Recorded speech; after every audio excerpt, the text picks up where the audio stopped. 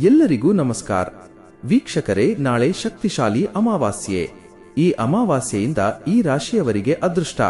ಹೌದು ಸ್ನೇಹಿತರೆ, ಈ ರಾಶಿ ಚಕ್ರದವರ ಜೀವನದಲ್ಲಿ ಅದ್ಭುತವಾಗಿರುವಂತಹ ವಿಶೇಷವಾಗಿರುವ ಸಮಯ ಶುರುವಾಗ್ತಾ ಇದೆ. ನಿಮ್ಮ ಕಷ್ಟಗಳು ದೂರವಾಗುತ್ತದೆ.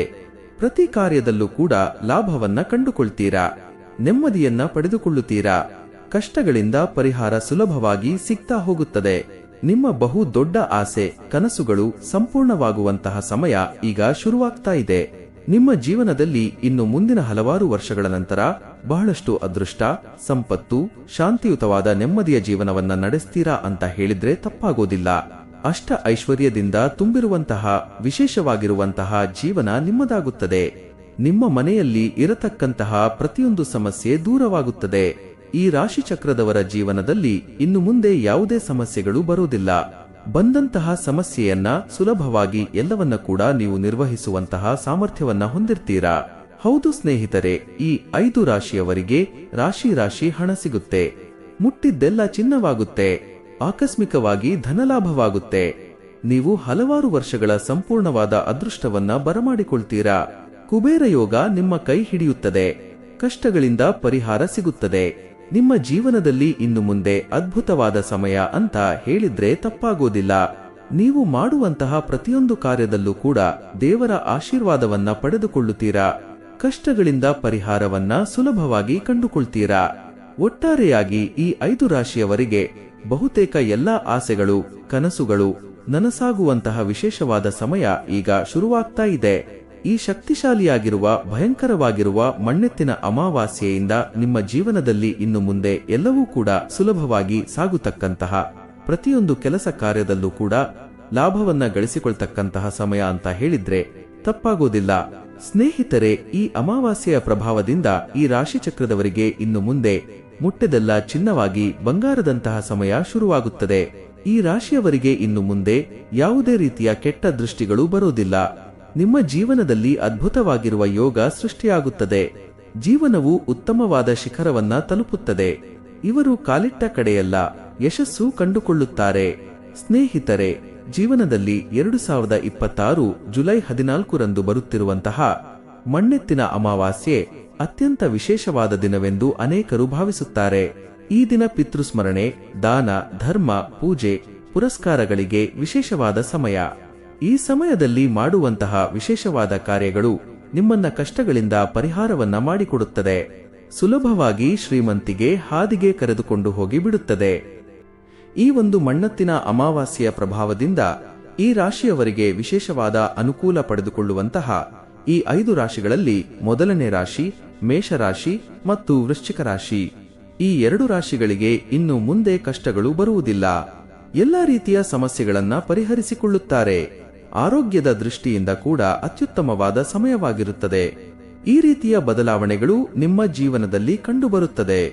ನೀವು ಏನೇ ಒಂದು ಹೊಸ ಸಾಧನೆಯನ್ನ ಮಾಡಬೇಕು ಅಂತ ಆಸೆ ಪಟ್ಟಿದ್ರೂ ಕೂಡ ಅದನ್ನ ಸಾಧಿಸಬಹುದು. ನಿಮ್ಮ ಬಹುದಿನಗಳ ಆಸೆ ಕನಸುಗಳು ಫಲವನ್ನ ಕೊಡ್ತಕ್ಕಂಥದ್ದು.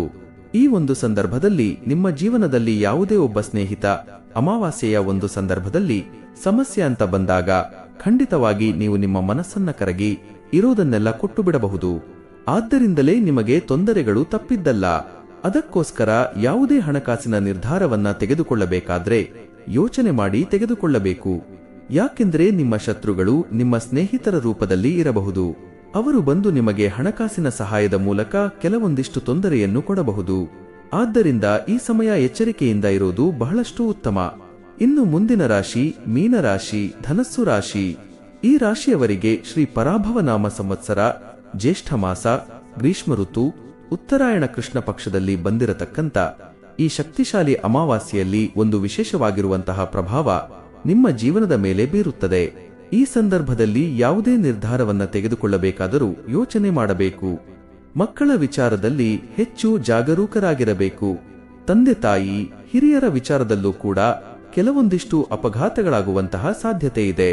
ಜೊತೆಗೆ ಭಗವಂತನಾದ ಪರಶಿವನನ್ನ ನೀವು ಪೂಜೆ ಮಾಡುವುದರಿಂದ ನಿಮ್ಮ ಕಷ್ಟಗಳು ಪರಿಹಾರವಾಗುತ್ತದೆ.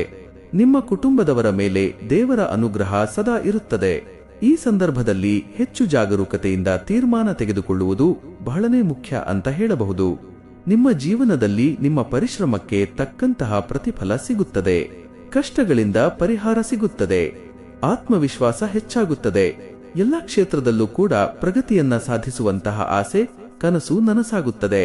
ಹಿರಿಯ ಅಧಿಕಾರಿಗಳಿಂದ ಮೆಚ್ಚುಗೆ ಸಿಗಬಹುದು. ಹೊಸ ಅವಕಾಶ ಸಿಗಬಹುದು.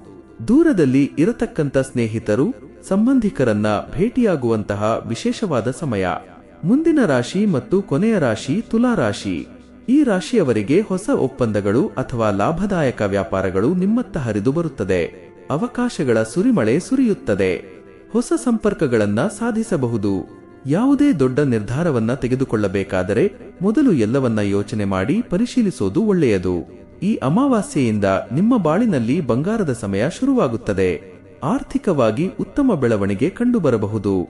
ಹಳೆಯ ಬಾಕಿಗಳು ವಾಪಸ್ ಸಿಗುವ ಸಾಧ್ಯತೆ ಇದೆ. ಉಳಿತಾಯದ ಬಗ್ಗೆ ಹೆಚ್ಚು ಗಮನವನ್ನ ಕೊಡಬಹುದು. ಭವಿಷ್ಯಕ್ಕೆ ಅನುಕೂಲಕರವಾಗಿರುವಂತಹ ಪರಿಸ್ಥಿತಿಯನ್ನ ನಿರ್ಮಿಸಿಕೊಳ್ತೀರಾ.